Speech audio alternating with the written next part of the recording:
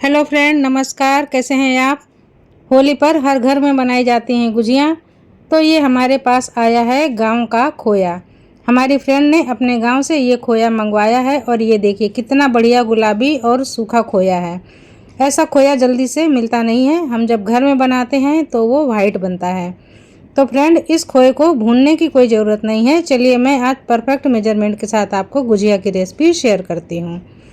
तो ये हमने डाला 1 टेबल स्पून भर के देसी घी। कढ़ाई में हमने 1 चमचा भर के देसी घी डाला है और इसमें हम डाल रहे हैं ड्राई फ्रूट। बहुत हल्का सा इन्हें हमें भूनना है, जस्ट 1 से 2 मिनट के लिए।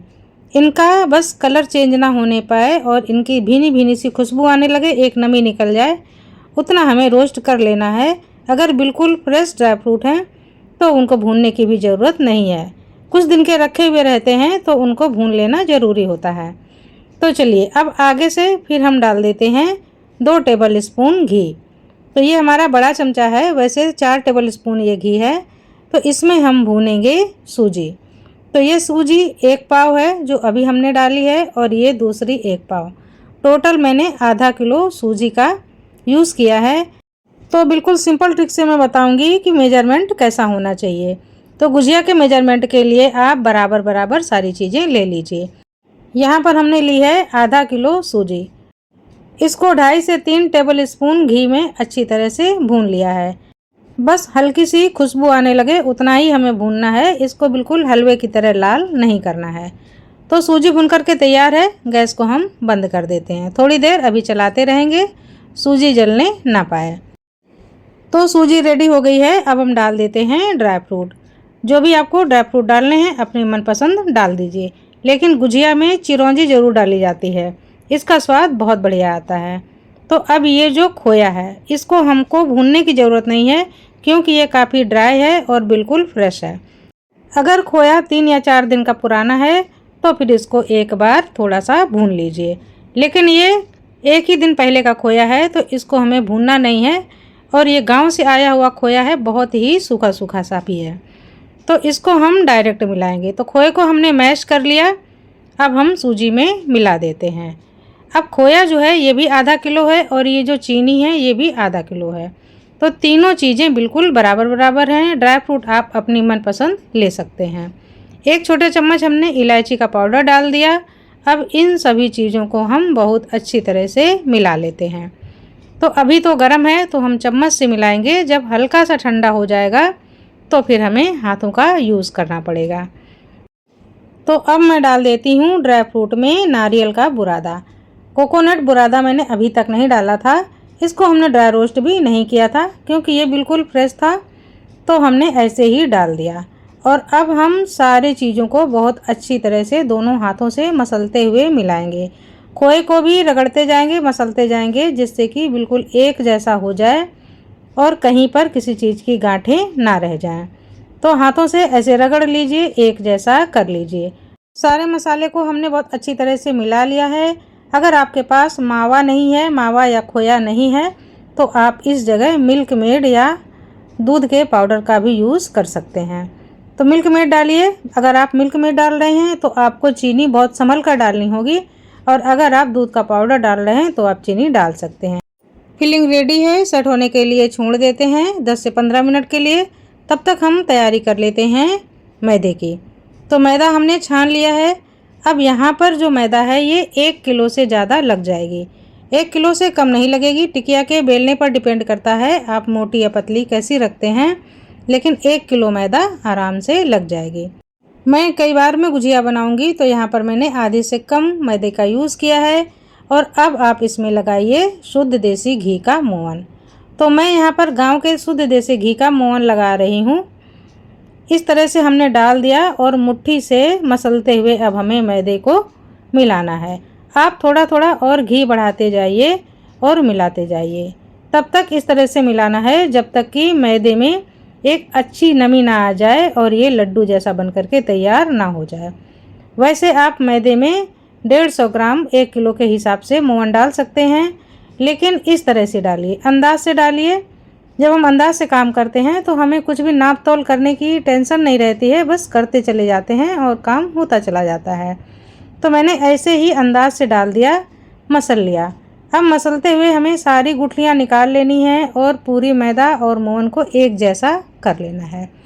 अब हम दोनों हथेलियों के बीच में मैदा को लेंगे और इस तरह से मसल कर देखेंगे। तो जब ये लड्डू सी बनने लगे या एक पपड़ी सी बनने लगे, आपस में चिपकने लगे, तो आप समझ लीजिए कि गुजिया का डो बिल्कुल रेडी है। इसके अलावा इसका कोई भी मेजरमेंट परफेक्ट नहीं होता है। तो सबसे परफेक्ट मेजरमेंट यही है कि मुट्ठी बना करके ऐसे देख लीजिए, गोला बन रहा है तो बहुत बढ़िया मैदा आपकी तैयार हुई है। आप चाहें तो इसमें थोड़ा सा नमक भी डाल सकते हैं। मैं कभी नमक डालती हूँ और कभी नहीं डालती हूँ, ये दोनों तरह से ही बहुत अच्छा लगता है। तो अब हम पानी का थोड़ा थोड़ा छींटा देंगे।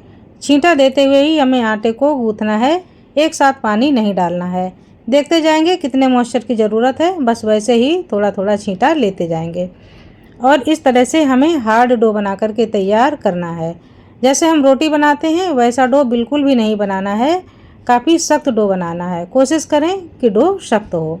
तो हमने टाइट डो बना करके तैयार कर लिया है। अब इसको हमें कवर करके रखना है, खोलना बिल्कुल भी नहीं है, नहीं तो मैदे में ऊपरी परत जो होती है वो हार्ड हो जाती है। तो हमने 10 मिनट के लिए छोड़ दिया ढक करके और अब ये काफ़ी लचीला और सॉफ्ट हो गया है। आप देख सकते हैं, एक बार इसको हम अच्छे से फिर से मसल लेते हैं। तो अब मैदा बहुत ही लचीली हो जाएगी और बेलने में बहुत ही आसान रहेगी। तो अब हम तोड़ते हैं छोटी छोटी लोइयाँ। इस तरह से थोड़ा सा डो तोड़ेंगे, बाकी के डो को फिर से कवर करके रख देंगे किसी कपड़े या बर्तन से। ऊपरी हवा ना लगे, ये हमें ध्यान रखना है। तो अब हम अपने पसंद के अनुसार छोटी छोटी लोइयाँ तोड़ेंगे, जैसा कि हमारा सांचा है या जितनी हमको पतली या मोटी रखनी है। वैसे जो गुजिया होती है इसकी लोइयाँ बहुत छोटी तोड़ी जाती हैं और बहुत पतली भी बेली जाती हैं। तो मैं यहाँ पर कुछ इस तरह से बेल रही हूँ। इसमें काफ़ी मोहन है तो सूखा आटा लगाने की ज़रूरत नहीं पड़ेगी और ये काफ़ी हार्ड भी हैं। अगर आपका मैदा लचीला हो जाए या थोड़ा सा सॉफ्ट हो जाए तो आप सूखा मैदा लगा करके जैसे कि रोटियां बेलते हैं उस तरह से भी बेल करके रख सकते हैं। अब ये जो मसाला है इसको वापस हमने खोल लिया, फिर से मसल लिया और अब मैं चलती हूँ गुजिया को भरने के लिए। सांचा ले लिया, सांचे में हमने मैदे से थोड़ा सा ग्रीस कर लिया है, जैसे कि ड्राई ग्रीस करते हैं इस तरह से कोट कर लिया मैदे से। और अब मैं ऊपर से लगा रही हूँ टिकिया। टिकिया मतलब यही जो मैदे की पूरी है इसको लगा दिया, किनारे में हल्का सा पानी लगा दिया, सिंपल पानी है बस इसको लगा दिया। और अब ये जो मसाला है इसको हम भरेंगे, एक साइड में पूरा भरेंगे और जो गुजिया का पिछला साइड है उसको हम खाली रखेंगे। टिकिया को पलट देते हैं, दबा देते हैं और जितना पार्ट मैदे का बाहर निकल आया है इसको हम कट करके सावधानी से निकाल लेते हैं। तो ये देखिए गुजिया बन करके तैयार है। गुजिया में बहुत ज़्यादा मसाला अंदर से ना भरें क्योंकि जब ये पकेंगी तो फूलेंगी, इनमें एयर क्रिएट होगी, इनको थोड़ी सी जगह चाहिए। तो इस तरह से हमेशा एक साइड में ही भरना है। मैं दूसरी गुजिया भी आपको भर करके दिखा रही हूँ। ये देखिए मैंने बहुत ज़्यादा भी नहीं भरा है और बिल्कुल कम भी नहीं भरा है। दूसरे साइड से पलट दिया, थोड़ी तरफ आगे को दबा दिया और इस तरह से प्रेस करते हुए जो निकला हुआ एक्स्ट्रा पार्ट है इसको हटा दिया, बस बन गई गुजिया। तो ज़रूरी नहीं है फ्रेंड कि आप सांचे से ही गुजिया बनाएं। अगर आपके पास सांचा नहीं है तो आप हाथों से भी बहुत ही सुंदर गुजिया बना सकते हैं। तो एक टिकिया को हमने ले लिया, इसमें रख दिया गुजिया का मसाला, इसको दूसरे साइड से पलट दिया। तो जैसे हम सांचे में पलटते हैं इसको हम नीचे रख देंगे और सावधानी से पलट देंगे, किनारों को दबा देंगे। इस तरह से किनारे दबाते हुए बहुत अच्छे से हमें लॉक कर लेना है।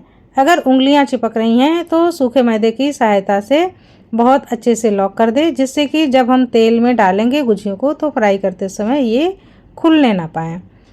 तो फ्रेंड अब हम इनकी एक चेन बनाएंगे। तो इस तरह से एक साइड से उठाते जाएंगे और आगे की तरफ दबाते जाएंगे, फिर उठाएंगे फिर दबाएंगे, फिर उठाएंगे फिर दबाएंगे। तो जैसे चेन बनती है एक, उस तरह से आगे एक सुंदर किनारी बनती चली जाएगी। तो ये एक तरीका है गुजिया को लॉक करने का। इससे गुजिया लॉक तो हो ही जाती है, बहुत अच्छा डिजाइन भी साथ में बन जाता है और बिल्कुल भी आपको ज़रूरत नहीं पड़ेगी कि हमारे पास सांचा नहीं है या मैं सांचे से ठीक से नहीं बना पा रही हूँ। तो कभी कभी कोई सांचा ऐसा भी होता है कि उसमें गुजिया कट जाती है, तो आप ऐसे हाथों से भी बना लीजिए। और ये गुजिया चाशनी वाली बनाई जाती है, जिसको हम उमेठ के यानी कि चेन की तरह बनाते हैं। मेरे आप पिछले वीडियो में देखेंगे, मैंने बहुत अच्छी गुजिया बनाई है। उसको हमने ऐसे ऐंठ कर बनाया है और चाशनी में पागा भी है। रेसिपी मैं लिंक में शेयर भी कर दूंगी। तेल को गरम करते हैं और देख लेते हैं छोटा सा टुकड़ा डाल करके तैर कर ऊपर आ रहा है तो तेल सही है। इससे बहुत ज़्यादा गरम हमें नहीं करना है। धीमे से टिकिया ऊपर आ गई तो बिल्कुल परफेक्ट तेल गरम है। बहुत ज़्यादा हाई भी नहीं करना है और बिल्कुल लो पर भी गुजिया नहीं डालनी है। तो अब हम एक एक गुजिया को सावधानी से तेल में डालते जाएंगे।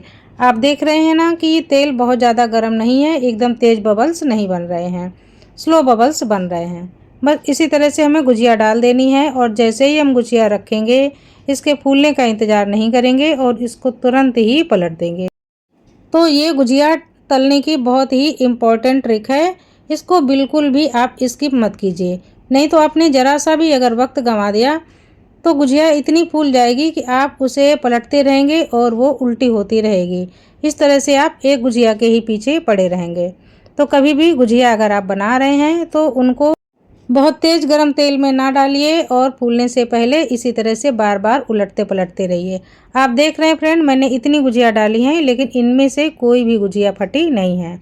और इसी तरह से धीरे धीरे हम इन गुजियों को पलटते जाएंगे। जब ये गोल्डन सी होने लगेंगी हल्की, तभी हम इन्हें निकाल लेंगे। इनके किनारे से आप देख लीजिए, किनारे में हल्का सा गोल्डन कलर आ रहा है, आप आराम से निकाल सकते हैं। अब ये कच्ची नहीं है। तो ये देखिए, तेल बिल्कुल साफ़ है, तेल में एक भी बूंद मसाले की नहीं आई है और हर गुजिया फूली भी है। तो ये छोटी छोटी ट्रिक हैं, इनको जानना ज़रूरी होता है। जब हम कोई रेसिपी बनाते हैं तो चीज़ें परफेक्ट बनती चली जाती हैं।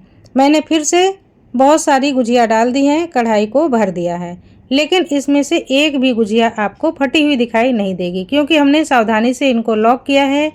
अब मैं तल रही हूँ तो मैंने बहुत ज़्यादा इनका फूलने का इंतज़ार नहीं किया है। जैसे ही डाला और वैसे ही मैं इन्हें पलटना शुरू कर देती हूँ। लगातार हिलाती रहूँगी और इन्हें उलटती पलटती रहूँगी। ऐसा नहीं है कि गुजिया को हम सिर्फ एक बार ही पलटें और निकाल दें। धीमी आंच पर हमें तलना है और धीरे धीरे ही पलटना है। कलछी की किनारे गुजिया में टच ना होने पाए, नीचे से उठाते हुए धीमे से पलट देना है और जैसे ही हल्की सी गोल्डन होने लगे इन्हें निकाल लेना है। तो ये देखिए फ्रेंड, दूसरे बार में भी मैंने इतनी गुजिया आपको तल के दिखाई हैं और तेल में कुछ भी मसाला नहीं निकला है। तो अब इन गुजिया को हमें अलग अलग रखना है, एक दूसरे से टच ना करें, एक दूसरे के ऊपर ना रखें और जब तक कि ये पूरी तरह ठंडी नहीं हो जाती इन्हें अलग अलग रखना है। तो फ्रेंड, इसी तरह से आप भी गुजिया बना करके होली का आनंद लीजिए और जुड़िए अंजना दीक्षित की आसान रेसिपी से। हैप्पी होली, नमस्कार।